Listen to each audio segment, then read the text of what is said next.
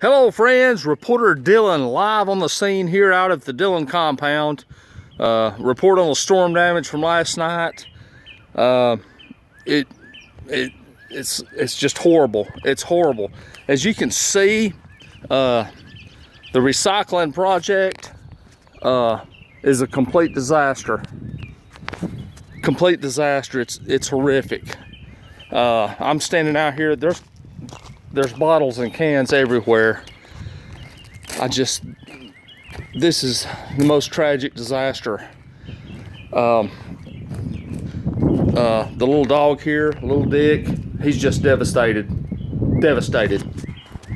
Don't know what to say. From my understanding, T.E.M.A is on their way out to review.